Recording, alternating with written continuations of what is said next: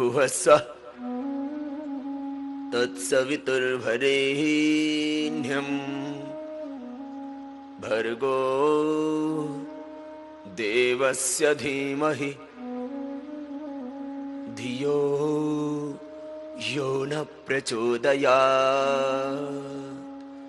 निरंतर एक जागरूकता आ रही है और उस जागरूकता से, उस सजगता से, उस होशपूर्ण अवस्था से विश्रांति मिलती है, तृप्ति मिलती है, शांति मिलती है। जब हम सहज होते हैं, जब हम सजग होते हैं, जब हम जागरूक होते हैं, जब हम होशपूर्ण होते हैं, जब हम विवेकशील होते हैं, तब अपने आप ही विश्रांति मिलती है। यही तो होता है प्राणायाम से। जागरूकता बढ़ जाती है, होशपूर्ण अवस्था आ जाती है।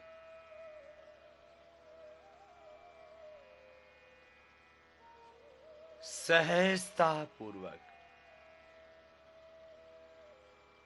जब आप करते हैं प्राणायाम तो सहज ही मन शांत हो जाता है। अरे सीधी सी बात करता हूं मैं, जब लीवर ठीक हो गया, किडनी ठीक हो गई, प्रोस्टेट ठीक हो गया, पेनक्रियास ठीक हो गया, ये सारा पाचन तंत्र ठीक हो गया, जब हृदय तंत्र स्वस्थ हो गया, फेफड़े स्वस्थ हो गए, थायराइड ठीक हो गया, ये दिमाग ठीक हो गया, तो फिर बाकी क्या रहा? तो बीमारी तो होगी ही नहीं। लेकिन इन व्याधियों से परे भी एक और चीज है, समाधि, तृप्ति, शांति, पीस। लय के साथ करो।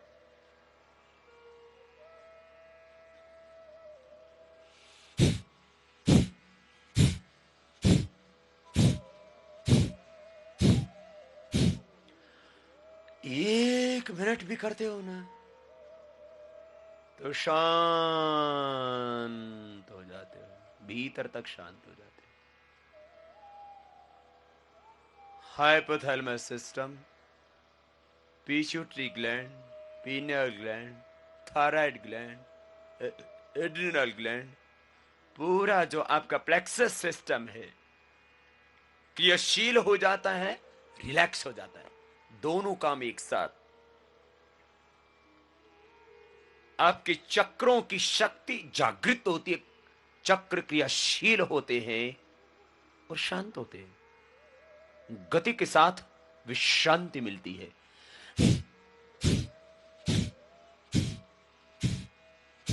करते रहो, करते रहो, रुको नहीं, लय के साथ।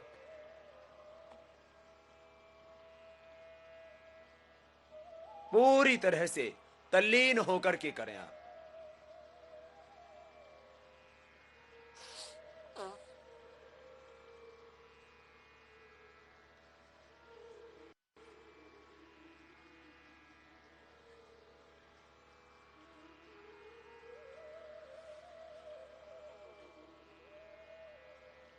एक मिनट भी आप लगातार कर लेते हैं,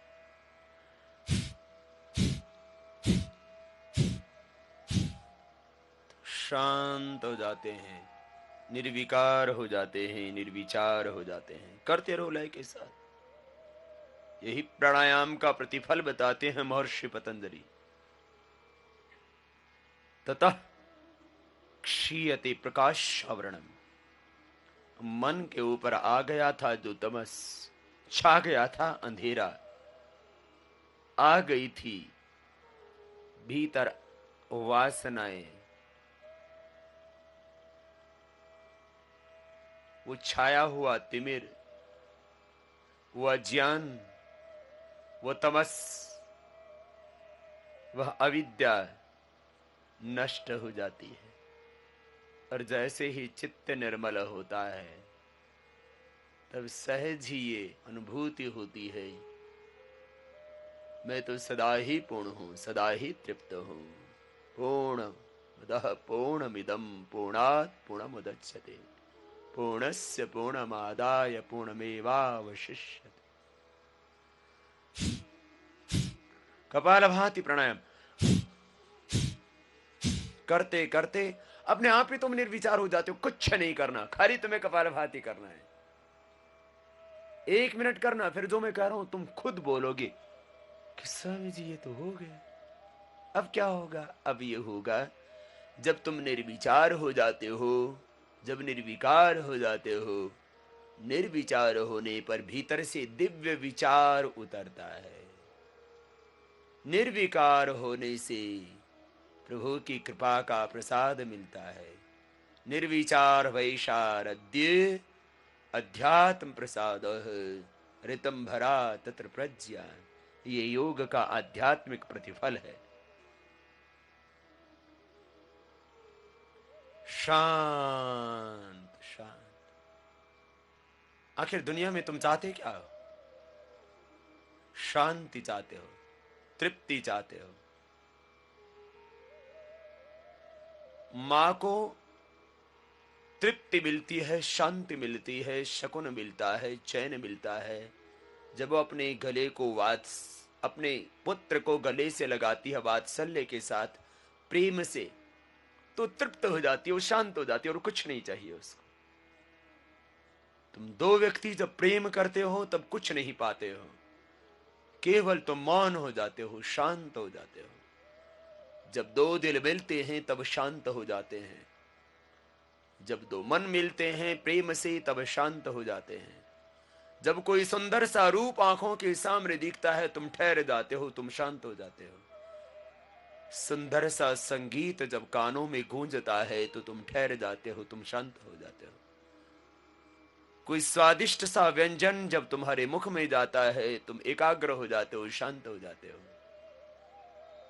तब तुम्हें आनंद मिलता है, तृप्ति मिलती है, शांति मिलती है, संतुष्टि मिलती है। और यही तो चाहते हो तुम।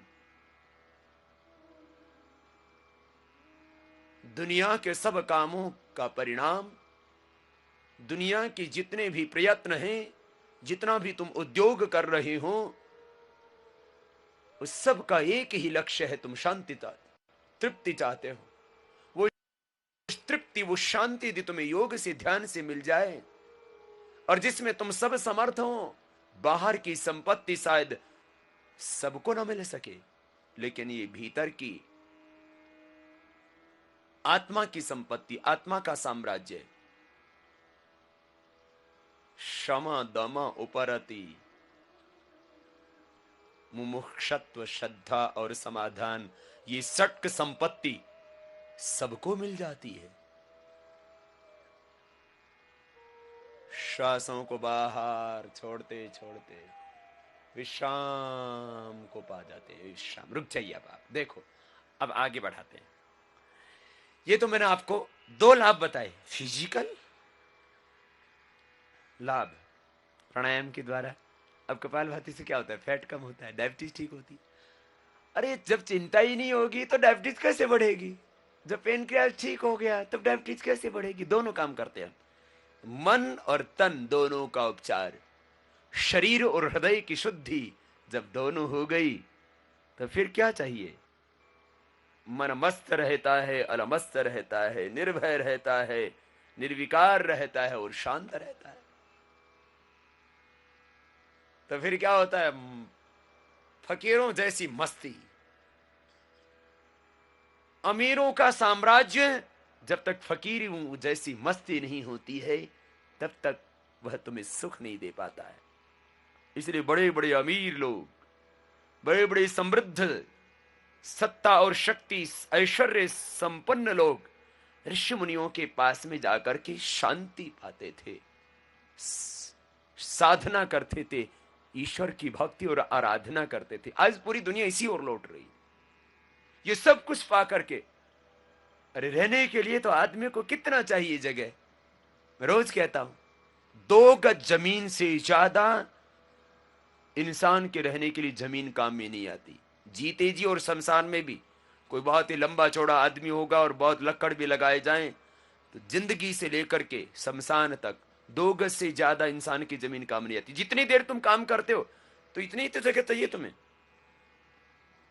जहां भी तुम जीते हो, जहां भी तुम चलते हो, जहां भी तुम रहते हो, 2 गज से ज्यादा जमीन, 2 वस्त्र से ज्यादा और 2 रोटी से ज्यादा किसी को कुछ काम नहीं आता। ठीक है, विकास करो, समृद्धि करो, उद्योग लगाओ, व्यापार बढ़ाओ, लेकिन ये सब बढ़ाते बढ़ाते खुद से जुड़े रहो।